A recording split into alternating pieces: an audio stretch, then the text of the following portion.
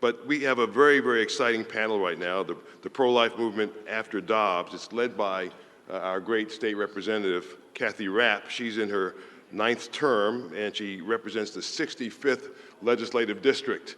That includes the counties of Crawford, Forest, and Warren. And she also has the distinction, since she's such a strong advocate for the pro-life movement, of being now in her 2nd term as the chairman of the House Health Committee. Please welcome State Representative Kathy Rapp.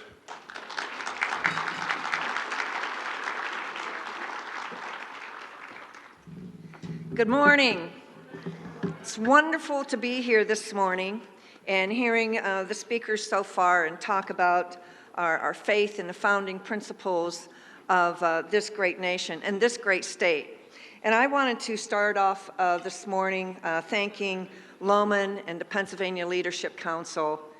And I would be remiss if I didn't say how heartwarming it was to see the acknowledgement of Steve Friend, who was the prime sponsor years ago, you heard last night, 1989, of the Abortion Control Act in Pennsylvania. And, you know, nationwide, we're seeing still over 61 million babies that have been aborted since Roe v. Wade. Shameful, shameful blight in our nation. In our state, we're still seeing around 31,000, 32,000, the last statistics that we have seen. So I wanted to start off before I introduce the panel with a scripture from Deuteronomy 30:19. I call heaven and earth to witness against you today that I have set before you life and death, the blessing and the curse. So choose life in order that you may live, you and your descendants. So thank you for being here this morning. And at this time, before I sit down, I will just briefly introduce our panel from my left to the right. And first is Senator Judy Ward, who represents the Altoona area. And Senator Ward will be speaking this morning about a very exciting bill that we have. We have a companion bill both in the House and the Senate. Judy in the Senate is the prime sponsor of a constitutional amendment as we prepare and try to strategize the pro-life movement after Dobbs. Then in the center, we have Judge Cheryl Allen of Counsel of the Pennsylvania Family Institute. Thank you, Judge. And to my immediate right is Sue Swayze Liebel, who is with the Susan B. Anthony Group. And Susan has been involved with the National Pro-Life Women's Movement for many years. Great friend. She invited me down for the Supreme Court decision hearing, and I think we'll hear some good things from my good friends here in the pro-life movement.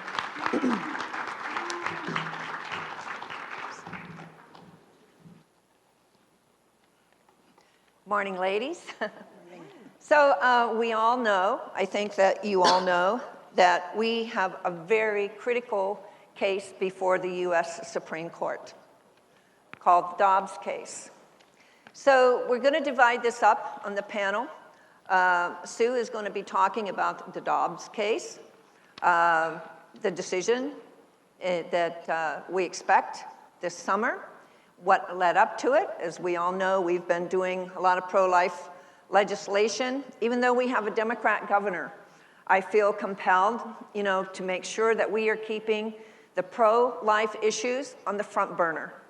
And so we pass with a lot of support from the pro-life community, the people in the trenches, Family Institute, and we had, by the way, the largest pro-life march in Harrisburg this summer, and it was just phenomenal. So if you were there, you saw that march.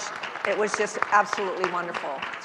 So we have the Dobbs case before us. Unfortunately, we have a case in the Pennsylvania Supreme Court that we're a little nervous about, and Judge Allen will be addressing that issue. And then Senator Ward will be talking about our strategy regardless of whether we prevail in Dobbs and whether we prevail in the Pennsylvania Supreme Court. So, Sue, what can you tell us about the Dobbs case? What brought it about, and what are we expecting, and what is your ideas of how we should be preparing and after the result of the Dobbs case? Well, thank you. Thanks for having me. The Dobbs case actually comes out of Mississippi. It was Dobbs versus the Jackson Women's Health Organization, which is the only clinic left in Mississippi.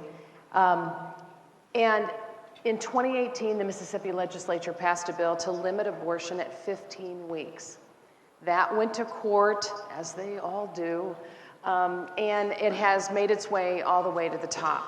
Now, one of the key things that I like to point out is this case is not really about 15 weeks, whether you can limit abortion and bring it back to 15 weeks. What this case is about, and this is the key question that we've been trying to get to the Supreme Court ever since Roe, is whether a state has the jurisdiction and constitutionally can limit abortion prior to viability. In the state of Pennsylvania, you have abortion up till 24 weeks, which used to be the standard for viability. You've heard in the last 6 to 8 years, states passing heartbeat bills, or the 15-week bill, or 12-week bills, or whatever. All of those on their face, because of Roe and Casey and all of the court cases, have never been upheld. So you've heard about their passing, but except for the Texas case, that's a little different, has a different mechanism. But in general, states can't or have not been able to limit and pull back abortion prior to viability. That's what this case is about. Now, the court may just land on 15 weeks. You know, there are 47 out of 50 countries in the world limit abortion all through Europe at the first trimester. And so America is an outlier. We are in the company of China and North Korea because we can have abortion up to birth in America. So we've got to pull that back, of course. And frankly, 76% of Americans agree, even pro-choice Americans agree in polling that they don't like late-term abortion. Okay? I don't like any abortion at all, but I know we can find some ground there to pull that back. So the court may pull it back to 15, but they're the Supreme Court. They can do whatever they want. They can do 15, they could do 13, they could do 6, they could do 0, and they can completely overturn. And based on the oral arguments that were made late last year, the oral arguments are complete in this case, and we are just waiting for a decision. But based on those arguments and the questions that the judges asked, justices, excuse me, we are actually hopeful that they could, in fact, overturn Roe versus Wade. So if, yes, it really could happen. Regardless of what they do, and we're trying to scenario plan, you know, we need to game out what that's going to look like. But regardless of what they do, this is going to actually bring a new discussion about abortion in this country. This is going to be a whole new policy space for your legislators, our congressmen.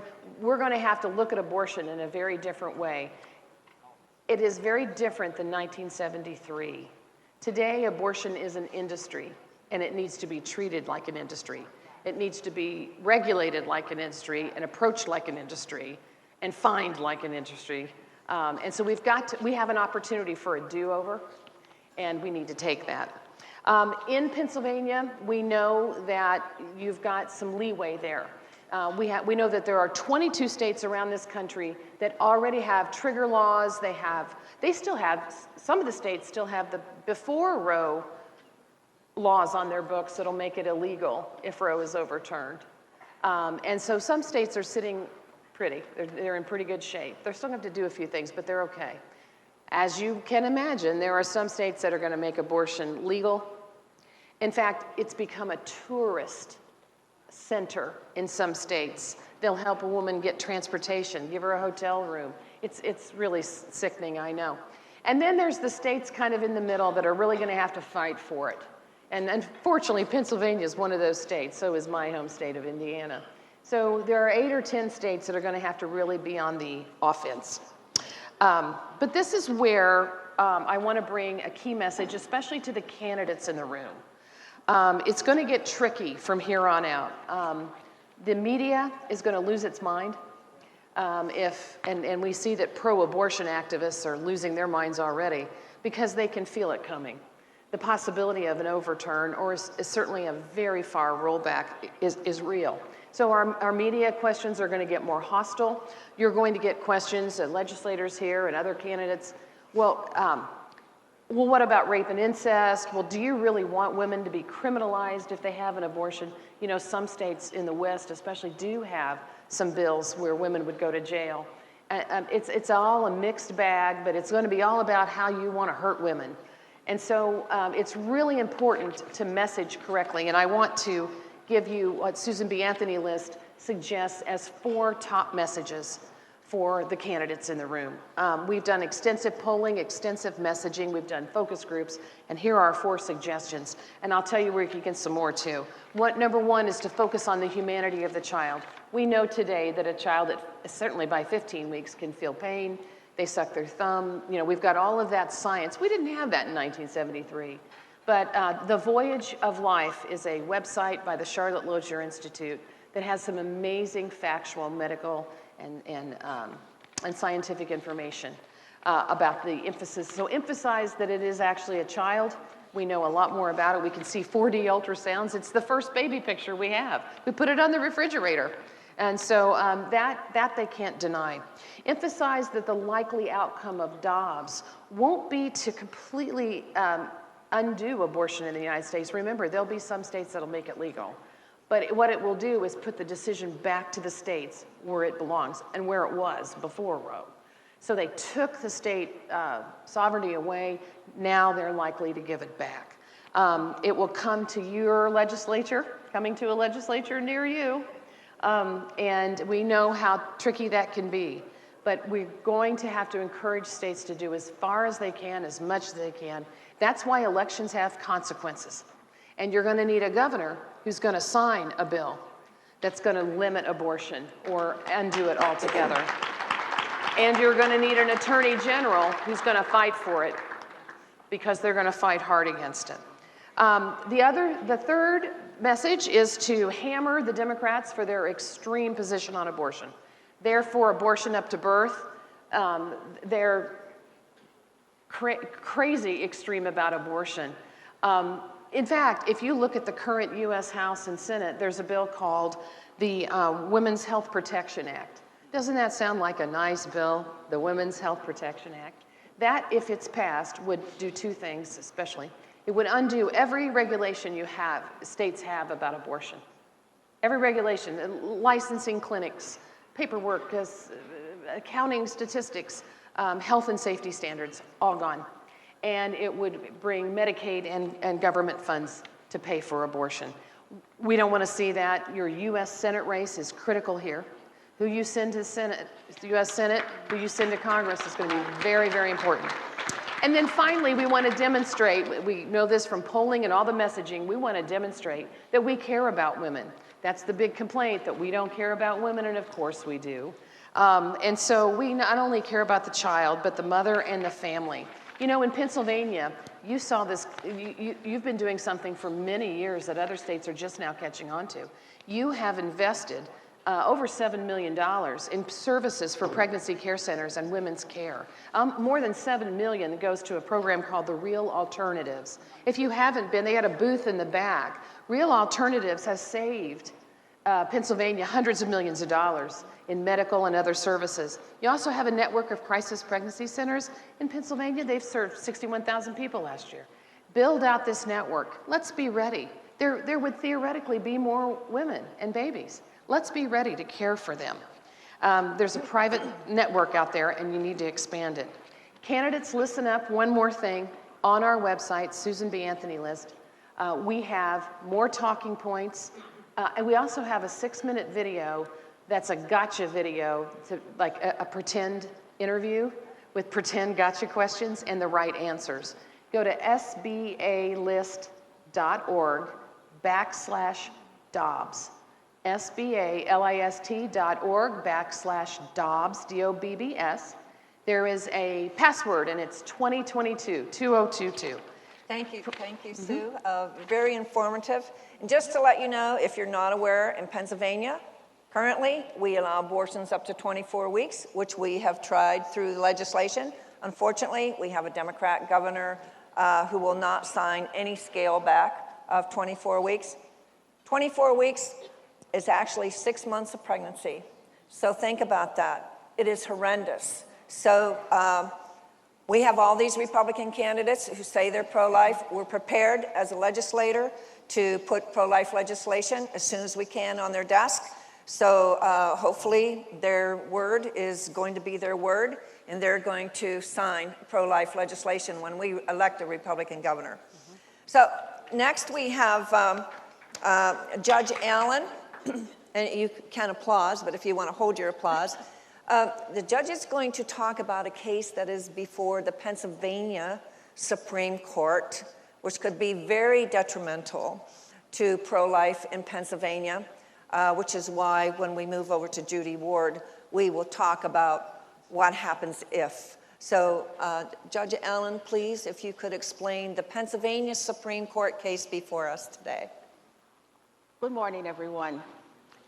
We have a case pending before the Pennsylvania Supreme Court called the Allegheny Reproductive Health Center, along with several Planned Parenthood organizations. And this case is against the Pennsylvania Department of Human Services. Now, we have to note that what the abortion industry cannot accomplish through the legislature, they are determined to accomplish through the courts. And so they've brought this case before the Pennsylvania court system. They brought it first before the Commonwealth Court, who, while not ruling on the merits of the case, the Commonwealth dismissed the case for lack of standing. In essence, they said that these abortion clinics did not have standing to bring this case on behalf of women. The case was appealed to the Pennsylvania Supreme Court, and what they are essentially asking is that the restriction on Medicaid funding for abortion be lifted so that you, the taxpayers, me, the taxpayer, will have to fund abortions in the state of Pennsylvania. Their argument, I have to just say something about the name Allegheny Reproductive Health Center, first and foremost, because I always thought reproductive meant to multiply, not reduce. Yes. But I also would point out that in both the Dobbs case and in this case, they talk about women's health, or they talk about health. You see, Medicaid was purposed to provide health care for poor or low-income individuals, including pregnant women who are in need of prenatal care and don't have the income to pay for it. That's what Medicaid is purposed for. It's purposed to provide health care. And, health care is purposed to heal people. Elective abortion is purposed to kill people. So why they use the term reproductive health, well, it's very misleading. But at any rate, their argument in requesting that the restriction on Medicaid funding be lifted is basically that they are advocating on behalf of Black women. They assert that racism and systemic discrimination results when Medicaid funding is not permitted to fund the abortions of primarily Black women. They claim that Black women are underserved when it comes to reproductive health care. They argue that striking down the Medicaid prohibition of abortion funding will provide greater access and equality. As a matter of fact, they assert that the harm from the coverage that results from the coverage band falls with special cruelty on women of color. In other words, because of this ban, Black women are underserved in the abortion industry. Now, of course, we know that that's a lie, because when they talk about systemic racism, we're talking about an industry that has its birth in racism, that has continued to perpetuate racism over the years, that is racist. You know, I don't believe that we live in a country today that is systemically racist. We won that battle through the civil rights movement. But Planned Parenthood, Allegheny Reproductive Health Center, Jackson Women's Health Center, these are systemically racist organizations. They are racist. Their goal, and Ruth Bader Ginsburg pointed it out, she let the cat out of the bag when she said, and I'm paraphrasing her, that Roe, she always thought that Roe was about reducing population control, especially those populations that we don't want to have too many of, namely Black people. And so racism is at the root of the abortion movement. And it just drives me nuts when liberals want to hold the hands of Black people on one side and say, we really care about you, and on the other side, they want to kill us.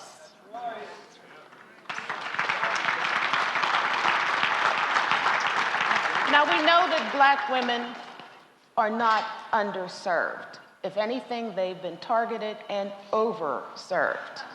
That's why in Manhattan, where the first Planned Parenthood organization was planted, the Negro Project, remember that? 43% of all of the abortions are performed on Black women. Here in Pennsylvania, where the Black population is about 12, no more than 13%, almost half of the abortions are performed on Black women. Abortion is not about health care. It is about population control. It is about eugenics. It is about ethnic cleansing. That's what it's about. Now, I really believe, and if I could go out on a limb here, I really believe that, you know, the abortion industry is truly concerned about racism. But their goal, and they're concerned about racism, is to eliminate people. To eliminate people. That's what eugenics is all about. That's what ethnic cleansing is all about. That's what it's about. We are all created by God, and we are His image bearers.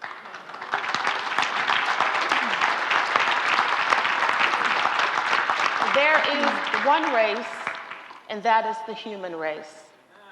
But we have people who believe that they can play God and determine who lives and who dies.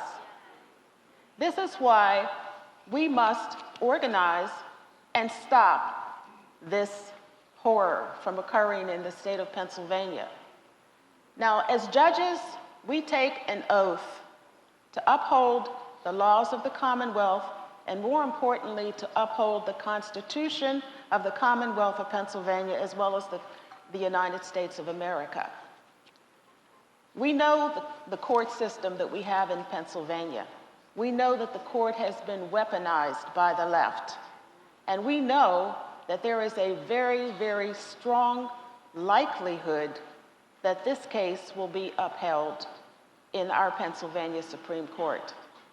And that is why we need a constitutional amendment that would protect the unborn and that would protect us as taxpayers. Thank you, Judge. Thank you for the lead-in to Senator Ward. And Senator Ward is the prime sponsor of a constitutional amendment. We're going to run regardless of the outcome of either case. It's already passed Health Committee in the Senate and will be up for a floor vote after some little tweaks. And then it will come to the House, has to go through the same process. It will come to the Health Committee, which I have shared with Judy that I will pass in committee as soon as we get the bill. But at this time, Judy, could you please explain the content of the constitutional amendment and the process to get this passed? Sure, absolutely. And I just have to tell everybody what a pleasure it is to be with these smart, articulate, pro-life women. It has energized me so much. So, given what Judge Allen has just told you, however this state Supreme Court rules, and we all know what our state Supreme Court is like, if the abortion industry prevails and the state Supreme Court rules in favor of them, it would open up our Abortion Control Act. And our Abortion Control Act was put in place, even though we have 24 weeks and none of us are pleased with that, there are protections in that for women.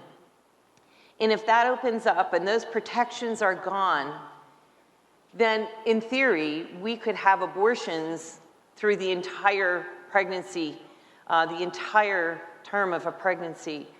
And that's not something we want. So this is like a giant chess game. And so we have to make a move. And our move is a constitutional amendment that takes it to the people. It takes it to all of you. And my friends at the Pennsylvania Family Institute, I want to give them a huge shout out because let's give them a round of applause. They've been wonderful. We've been working together to do this constitutional amendment. They've done polling on the issue and the language.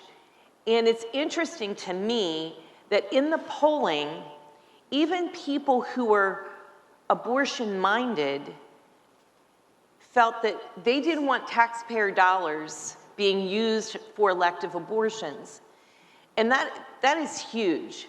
And so we've put together a constitutional amendment that would do two things very simply.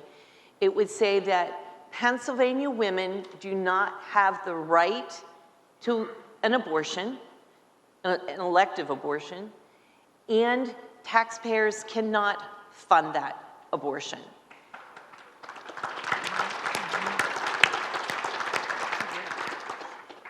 We've put the language together. It did go through the Health Committee and the Senate, and it was a very heated committee hearing and committee voting session. We got it through. It will go to the floor of the Senate very soon. And as Representative Rapp mentioned, it will go to her committee in the House and then to the full floor of the House for a vote. And this is where, and to finish the process, then the House and Senate must pass this on 2 consecutive sessions. So it will pass this session, which ends in November, the end of November, and then we will pass it, do the same drill next year very early on, and we can get it hopefully on the ballot for everyone in the primary of 2023. So, and that's something I would ask of all of you. The ask is that, number one, we stay united as a pro-life group. As pro-life people, we must stay united. And number two, we have to let our family and our friends know how important this is and what a huge vote and what this means for the pro-life community, because it really is the difference between life and death. And we have to band together as a pro-life community to get this across the finish line. And I'm very, very, I do want to give a big thank you to the Pennsylvania Pro-Life Federation and all the groups that have come together to support this, and the Family Institute, again, for what they've done. And I just want to leave you with a quote. And my favorite person in the whole world is Nikki Haley. And I pulled up a quote that she said at a Susan B. Anthony event several years ago. And she said, "Respect for human life is who we are as Americans. It's right there in the Declaration of Independence. You can't have life, liberty, and the pursuit of happiness without the right to life." And that is so profound to me. So I want to encourage everybody to get out there and support this constitutional amendment. We're going to get it moving along and do what we can. And the beauty of a constitutional amendment is that it doesn't have to go to the governor's desk. That's the beauty of a constitutional amendment. Thank you. Thank you, Judy, and thank you, panel. So we are really at a crossroads in Pennsylvania and a nation. I think what we need as a nation, we need to be in prayer for our U.S. Supreme Court. We know now that one of our justices is really under attack, one of the best justices in the Supreme Court. We need to pray for our people. We need to pray for the Pennsylvania Supreme Court. The Lord commands us to pray for our enemies. We need to pray for them, that God would give them wisdom and that they would search their soul in what they're doing to the people of Pennsylvania and to the unborn. We need to stand firm as people of life, and I applaud everybody in the trenches in the pro-life movement. Susan mentioned the real alternatives. We have seen in the last several years a real growth of our pregnancy centers across the state, willing to help women who need help through what they may see as an unwanted pregnancy, but at the end of the day, that baby is wanted. So I want to thank all of you, the Pennsylvania Leadership Council, Family Institute, every pro-life group. And remember, this is a way to bypass the governor. But we also need, as Republicans, conservatives, we need to have a Republican governor. Every single one of them who said they're pro-life, we need a Republican governor, and we desperately need to pass this constitutional amendment next session. We need the majority in the House or the Senate, or it will never run next session. So please, no matter what, please, please, vote Republican, vote conservative. Make sure that we're going to have the majorities in the House and the Senate in Pennsylvania again. Thank you so very much. Thank you, panel.